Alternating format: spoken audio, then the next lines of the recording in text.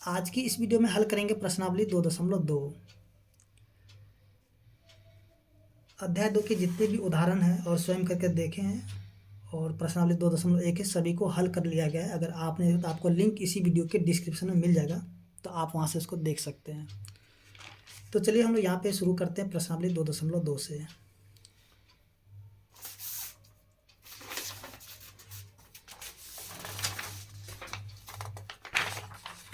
देखिए प्रश्नावली 2.2 का जो प्रश्न संख्या 1 दिया गया है, सबसे पहले आपको क्या करना है कि इस प्रश्न को अच्छे से पढ़ लेना है, ठीक है।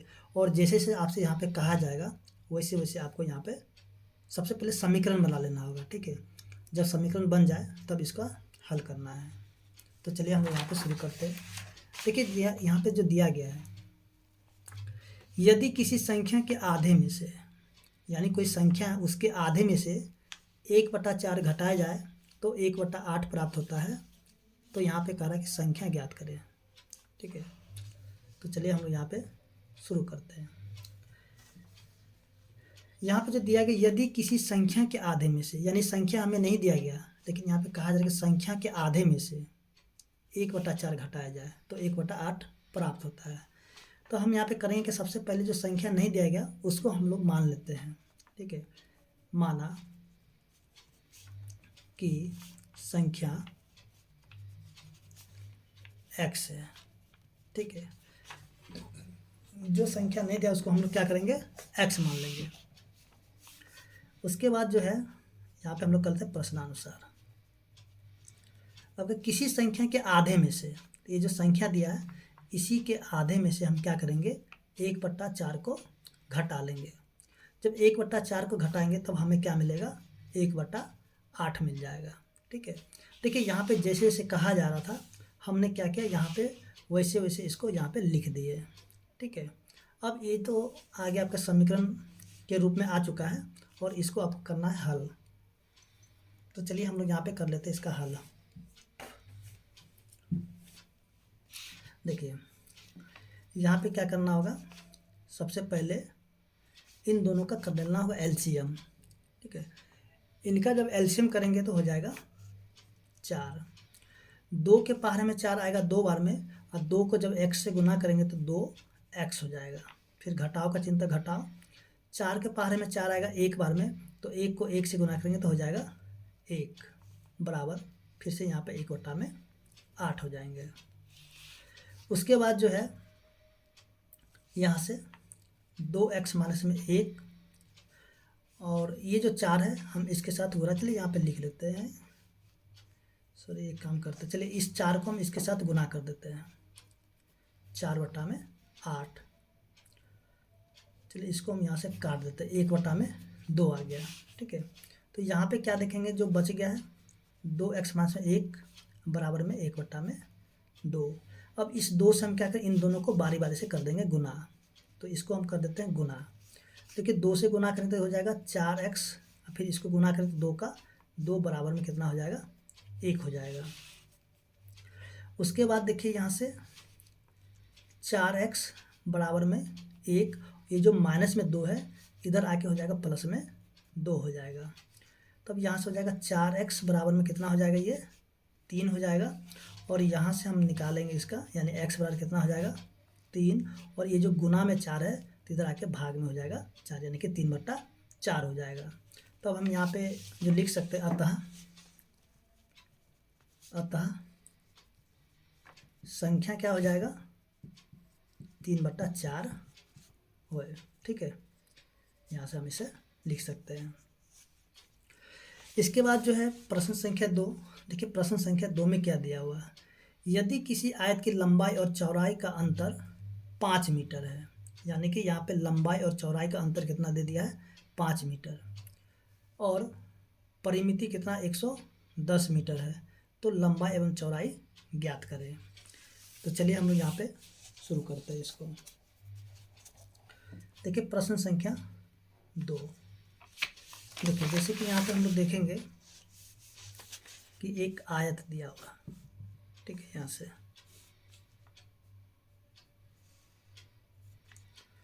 और इनके लंबाई और चौड़ाई का अंतर कितना दे दिया है, 5 मीटर। अगर हम यहाँ पे क्या करें, लंबाई को अगर x मान लेंगे तो चौड़ाई को हम लोग क्या मानेंगे, 5 x माइनस में 5 मान लेंगे। ठीक है, अंतर दिया तो इसलिए हम यहाँ पे घटा देंगे। ठीक है, तो हम यहाँ पे लिखेंगे माना कि लंबाई x मीटर है और चौड़ाई कितना हो जाएगा, x माइनस 5 मीटर। ठीक है, अब इसका परिमिति भी दिया हुआ है, परिमिति दिया हुआ है 110 मीटर। ठीक है, 110 मीटर। तो यहाँ पे हम लोग कर लेते हैं प्रश्नानुसार। देखिए, परिमिति के बारे में हम लोग जानते हैं कि सभी भुजाओं का योग होता है। ठीक है, सभी भुजाओं का योग, या फिर हम लोग यहाँ पे सीधे सीधे फार्मूला का प्रयोग कर लेते हैं। तो यहाँ पे 2 गुना में लंबाई जोड़ चौड़ाई, और ये हो गया आपका आयत का परिमिति, और इसका जो परिमिति का मान कितना दिया हुआ, 110 मीटर। यहाँ लिखेंगे 110 मीटर। ठीक है, अब देखिए यहाँ से 2 गुना में x का मान, सॉरी यहाँ पे लंबाई का मान कितना, x माइनस में 5, चौड़ाई कितना है, तो चौड़ाई है x, बराबर कितना हो जाए 110। सॉरी यहाँ पे गलत लिखा गया है। देखिए यहाँ पे जो है ना, ये हो गया आपका लंबाई और ये हो गया चौड़ाई। ठीक है, तो यहाँ पे उल्टा लिखा गया है, ये हो गया आपका लंबाई और ये हो गया चौड़ाई। ठीक है, जब यहाँ पे x का मान निकले तब यहाँ पे, जब x का मान रखेंगे तब यहाँ पे निकल जाएगा। ठीक है, तो ऐसे यहाँ पे उल्टा लिखा गया है। तो देखिए यहाँ से क्या करेंगे, इसका हम कर लेते हैं, ब्रैकेट खोल देते हैं। तो x में से 5 प्लस में x बराबर में 110। देखिए यहाँ पे ये गुना में है। ठीक है, 2 गुना में है, तो इधर आके भाग में हो जाएगा, यानी कि बट्टा में रख देंगे तो ये भाग में हो जाएगा, और इसको काटेंगे तो हो जाएगा 55। ठीक है, देखिए यहाँ पे 1 ठो x है और यहाँ पे 1 ठो x है, तो x कितना हो गया, 2 ठो x। फिर से माइनस है 5 बराबर में 55, तो 2x बराबर कितना हो जाएगा 55, और माइनस 5 इधर आकर प्लस में 5 हो जाएगा। तो यहाँ से हम क्या करेंगे कि 2x बराबर कितना होगा, इन दोनों को जोड़े तो हो जाएगा 60, तब जाकर के यहाँ पे निकलेगा x बराबर कितना, 60 बट्टा में 2 काटेंगे तो हो जाएगा 30, यानी कि x का मान कितना निकल गया 30।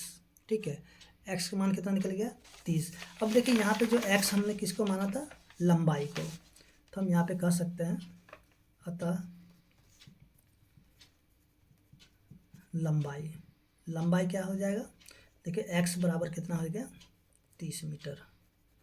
ठीक है, उसके चौड़ाई, चौड़ाई को हमने क्या माना था, x माइनस में 5, यानी x का मान कितना निकला 30, 30 में से 5 को घटा देंगे तो निकल जाएगा 25 मीटर।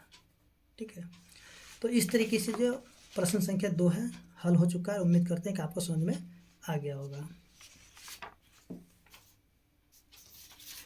आगे जो इसका प्रश्न संख्या 3 है, देखिए 3 में क्या दिया गया है। 3 में जो दिया गया है, चीनी के मूल्य में 25% की वृद्धि होने पर अब 1 किलोग्राम चीनी का मूल्य 32 रुपये है, तो प्रारंभिक चीनी का मूल्य प्रति किलोग्राम क्या था। तो चलिए यहाँ पे देखते हैं इस प्रश्न को। देखिए प्रश्न संख्या 3, तो देखिए यहाँ पे पूछ रहा है आपसे प्रारंभ में चीनी का मूल्य क्या था। ठीक है, तो यहाँ पे हम लोग क्या करेंगे, मानेंगे, किसको मानेंगे, तो प्रारंभ वाला मानेंगे। माना कि प्रारंभ में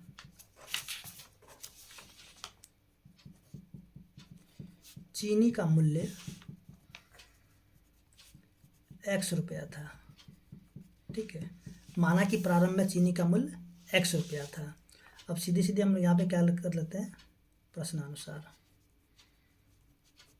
ठीक है, अब आगे देखते हैं, चीनी के मूल्य 25% की वृद्धि होने पर, यानी कि पहले जो चीनी का मूल्य x रुपया था।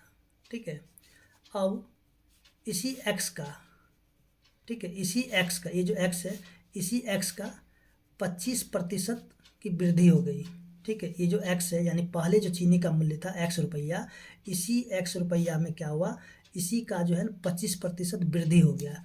तब जो अब क्या हो गया, पहले तो चीनी का मूल्य ₹x था, लेकिन 25% का वृद्धि जब हो जाता तब चीनी का मूल्य यानी कि अब वर्तमान में इसकी जो कीमत कितना हो गया, ₹32। ठीक है, तब यहाँ से पूछा जा रहा है यानी पहले कितना था, ₹x, तो पहले चीनी का मूल्य कितना था। ठीक है, तो हम यहाँ पे क्या करेंगे, ये तो समीकरण के रूप में आ चुका है, अब इसको हम लोग कर लेते हैं हल। ठीक है, हल करेंगे, जो भी आएगा इसका उत्तर निकल जाएगा। ठीक है, चलिए अब इसको हम लोग क्या कर लेते हैं, हल कर लेते हैं। देखिए यहाँ पे x प्लस में x का है, यहाँ पे कर देंगे गुना 25%, यानी कि 25, अब प्रतिशत जब हटेगा तो नीचे में आ जाएगा 100 और बराबर 32। देखिए यहाँ पे कटेगा एक बार में और ये कटेगा 4 बार में, तो यहाँ पे क्या हो जाएगा, x प्लस में इसको गुना करेंगे तो x बटा में 4 बराबर में 32। ठीक है, यहाँ पे कर लेंगे भिन्न का जोड़। ठीक है, तो यहाँ पे 1 और 4 का एलसीएम हो जाएगा 4। 1 को जब 4 से गुना करेंगे तो हो जाएगा 4x प्लस में फिर से यहाँ पे 4 के बराबर में 4 आएगा एक बार में, तो 1 को x से गुना करें तो x हो जाएगा बराबर 32। ठीक है, अब देखिए यहाँ पे इसको गुना कर देंगे 32 से, या फिर चलिए इसको जोड़ देते हैं तो जाएगा 5x बटा में 4 बराबर में 32। देखिए यहाँ पे कुछ नहीं तो 1 है, तो इसको हम तिरछी गुना करेंगे, यानी 1 को गुना करेंगे 5x से और 4 को गुना करेंगे 32 से। देखिए यहाँ पे 1 से जब गुना करेंगे तो हो जाएगा 5x, 32 को 4 से गुना करेंगे तो हो जाएगा 128, 4 दूनी 8, 4 तिया 12, 128। ठीक है, यहाँ से x बराबर कितना हो, 128 बटा में 5। अब इसको हम लोग क्या करेंगे, भाग कर देंगे, यानी 128 को 5 से, तो 5 दूनी 10, यहाँ पे 2, 8, 25, फिर से यहाँ पे 3 पॉइंट देंगे तो यहाँ पे आ जाएगा 0, तो 5 छके 30। ठीक है, यानी कि कट गया। तो यहाँ पे कितना निकल गया है, चलिए यहाँ पे निकल गया आपके 25.6। ठीक है, यानी कि ₹25.60। तो यहाँ पे लिखेंगे अतः प्रारंभ में चीनी का मूल्य कितना था, ₹25.60 था। ठीक है, यहाँ से इसका उत्तर निकल गया। तो उम्मीद करते हैं कि आपको जो प्रश्न संख्या 3 समझ में आ गया होगा। अब जो हम लोग देखते हैं प्रश्न संख्या 4।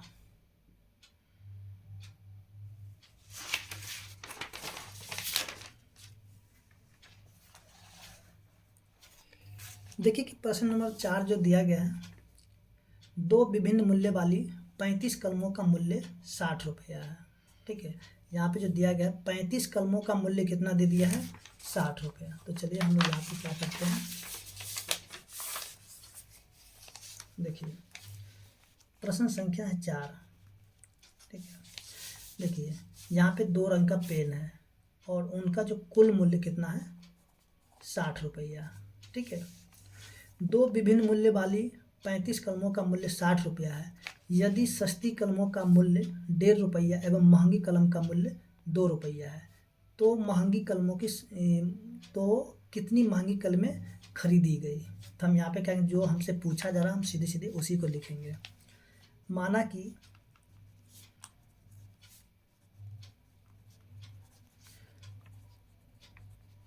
महंगी कलमों की संख्या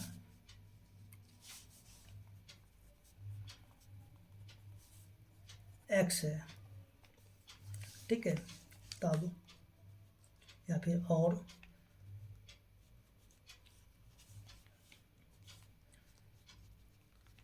सस्ती कलमों की संख्या, देखिए सस्ती कलमों की संख्या कितना हो जाएगा, देखिए कुल कलमों की संख्या कितना दिया हुआ, 35 दिया हुआ। ठीक है, तो हमने यहाँ पे क्या किया कि जो महंगी कलम है उसको हमने मान लिया x, तो यहाँ पे सस्ती कलम का संख्या कितना हो जाएगा, देखिए 35 में से जब हम x को घटा देंगे तब हमें जाकर के सस्ती कलम मिल जाएगा। ठीक है, चलिए इसको यहाँ पे हटा देते हैं। अब सीधे सीधे हम यहाँ पे कर लेते हैं प्रश्नानुसार। ठीक है, यहाँ से देखिए ये हो गया आपका महंगी कलम एक्स है, फिर प्लस में, और आपके ये हो गए सस्ती कलम, ठीक है। और ये इन दोनों का मूल्य कितना दे दिया है, 60 रुपया, ठीक है। देखिए ये जो है ना आपकी कलमों की संख्या है, ठीक है। ये क्या है, आपकी कलमों की संख्या, यानी ये हो गया आपका महंगी कलम और ये हो गया सस्ती कलम, ठीक है, यानी संख्या है, ठीक है। अब कहता है इनका जो कुल मूल्य कितना है, 60 रुपया है। अब देखिए महंगी कलमों की जो कीमत कितना है, 2 रुपया, तो इसको हम क्या करेंगे, 2 से गुना करेंगे। उसके सस्ती कलमों की संख्या कितना, ये सॉरी सस्ती कलमों का मूल्य कितना है, 1.5 रुपया, तो इसको हम क्या करें, 1.5 से भी गुना कर देंगे, ठीक है। अब देखिए ये हो गया आपका मूल्य, ये भी हो गया मूल्य, और यहाँ पे जो कुल मूल्य हो गया, ठीक है। तो इसको हम लोग क्या करेंगे, यहाँ से कर देते हैं गुना, यानी 2 को गुना करेंगे x से तो 2x हो जाएगा, और इसको गुना कर देते हैं, ठीक है। चलिए इसको हम लोग क्या करते हैं, गुना कर देते हैं, या फिर आपका मन है यहाँ से इसको, चलिए इसको हम गुना ही कर लेते हैं, गुना करने से आसान हो जाएगा। 35 को गुना कर देते हैं 15 से, 15 पच्चीस 75 का 5 बच गया 7, 15 × 45 7 52, 15 पच्चीस 75 का 5 बच गया 7, 45 और 7 52, ठीक है। यहाँ पे एक जीरो लगा देंगे, तो यहाँ पे कितना हो जाएगा, पॉइंट के बाद 2 अंक, तो 2 अंक के बाद पॉइंट हो जाएगा, तो यहाँ पे कितना हो जाएगा, प्लस में 52.50, फिर से यहाँ पे इसको गुना करेंगे तो कितना, जब माइनस में 1.50x बराबर कितना हो जाएगा, 60 हो जाएगा। आप यहाँ पे दशमलव को हटा के भी कर सकते हैं, जैसे पॉइंट को हटा करके, ठीक है, इसके बाद यहाँ पे कर सकते हैं। देखिए यहाँ पे 2 रुपया और यहाँ पे 1.5 रुपया है, ठीक है, माइनस में 1.5 रुपया है, तब इसको जब हम लोग घटा देंगे तो यहाँ पे बचेगा 0.5, या फिर 5x कर देते हैं, ठीक है, बराबर में 60, और ये प्लस में 52.50 है, तो यहाँ पे घटा देंगे, ठीक है। अब यहाँ पे पॉइंट को भी घटा सकते हैं, कोई दिक्कत नहीं है। तो चलिए हम लोग यहाँ पे क्या करते हैं, इसको अब घटा देते हैं, यानी कि 60 रुपया में से हमको घटाना कितना, 52 रुपया 50 पैसा। तो यहाँ से इसको घटाएंगे तो 0, यहाँ पे 5 घटाओ, यहाँ पे हो जाएगा 9 में से 2 गया तो 7, ठीक है, यानी कि यहाँ पे बच गया 7.5 रुपया, ठीक है। तो यहाँ पे 0.5x बराबर 7.50। उसके देखिए यहाँ पे x बराबर कितना हो जाएगा, 7.50 और बट्टा में 0.5, ठीक है। अब देखिए यहाँ से अगर पॉइंट को हटा देते हैं नीचे, या फिर सीधे हम क्या करते हैं यहाँ से, चलिए अब पॉइंट के बाद 0 कोई वैल्यू नहीं रह जाता, ठीक है। तो यहाँ से पॉइंट हटाएंगे तो नीचे आएगा 10, और इसको जब हटाएंगे तो ऊपर चला जाएगा 10, 10 से 10 कट गया, ठीक है। तो यहाँ पे बच क्या गया, x बराबर 75/5, फिर यहाँ से हम इसको काटेंगे तो हो जाएगा 15, ठीक है, यानी कि यहाँ पे निकल गया x का मान कितना, 15, ठीक है। x का मान कितना निकल गया, 15। देखिए आप इसको दूसरे तरीके से भी हल कर सकते हैं, यहाँ से पॉइंट हटा करके, यहाँ पे ऐसे भी हल कर सकते हैं। तो देखिए हमने यहाँ पे क्या किया था, x, यानी x हमने किसको माना था, महंगी कलमों की संख्या मान लिए थे, ठीक है। तो हम यहाँ पे कर सकते आता महंगी कलमों की संख्या, महंगी कलमों की संख्या क्या हो जाएगा, 15 है, ठीक है। तो उम्मीद करते हैं कि आपको ये समझ में, यानी कि प्रश्न संख्या 4 समझ में आ गया होगा, ठीक है। तो आगे जो हम लोग देखते हैं प्रश्न संख्या 5।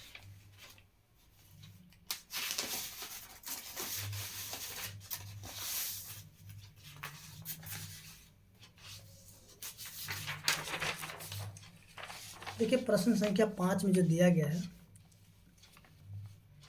त्रिभुज के तीनों कोण, जैसे कि यहाँ पे दिया हुआ है, तो उनके कोणों को ज्ञात कीजिए। यानी कि यहाँ पे त्रिभुज के तीन कोण देखिए, जैसे कि यहाँ पे देखेंगे ये है त्रिभुज, ठीक है। तो त्रिभुज के 3 कोण मान लेते हैं, यहाँ से तीनों कोण दिया हुआ है, इसको चलिए मान लेते 2x 3x और ये हो जाएगा 5x। देखिए जब अनुपात में दिया जाए तो वहाँ पे आप क्या कीजिएगा, x मान लीजिएगा, ठीक है। जैसे यहाँ पे 2 3 5 दिया, अनुपात में दिया हुआ, तो ये हो जाएगा 2x हो जाएगा, 3x हो जाएगा, और ये क्या हो जाएगा 5x हो जाएगा, ठीक है। तो हम यहाँ पे चलिए शुरू करते हैं। तो यहाँ पे लिखेंगे, माना कि यहाँ पे माना कि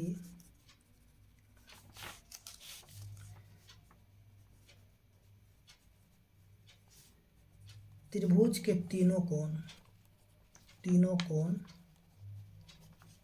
क्रमशः 2x 3x और 5x है। ठीक है, त्रिभुज का तो तीनों कोण कितना है? 2x 3x और 5x है। जैसा कि हम लोग जानते हैं, क्या जानते हैं? देखिए, हम जानते हैं कि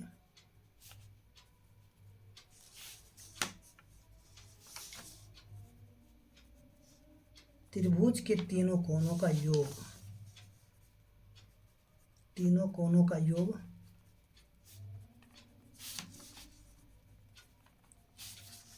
180 डिग्री होता है। यानी कि ये जो तीनों कोण है ना, ये तीनों कोणों का योग कितना होता है? 180 डिग्री होता है। ठीक है, आपको इसको याद रखना होगा। ठीक है, तो चलिए हम लोग यहाँ पे क्या करते हैं, अब प्रश्नानुसार देखिए, तीनों कोणों का जोड़ देते हैं। यहाँ से 2x 3x और प्लस में 5x। जब इन तीनों कोणों को हम लोग जोड़ेंगे तो कितना हो जाएगा? 180 हो जाते हैं। ठीक है, जैसे कि हमने यहाँ पे लिख दिया है। ठीक है, अब इसको हम लोग क्या करते हैं? हल कर लेते हैं। यानी कि ये समीकरण के रूप में आ चुका है। अब इसको हम लोग हल कर लेते हैं। देखिए, इन तीनों को जोड़ेंगे तो 3 2 5 और 5 10x अब बराबर में 180। ठीक है, तो यहाँ से x बराबर कितना हो? 180 और नीचे में आ जाएगा 10, कट जाएगा ये 18 बार में। यानी x का मान कितना निकल गया? 18। तो हम लोग यहाँ पे कह सकते हैं अतः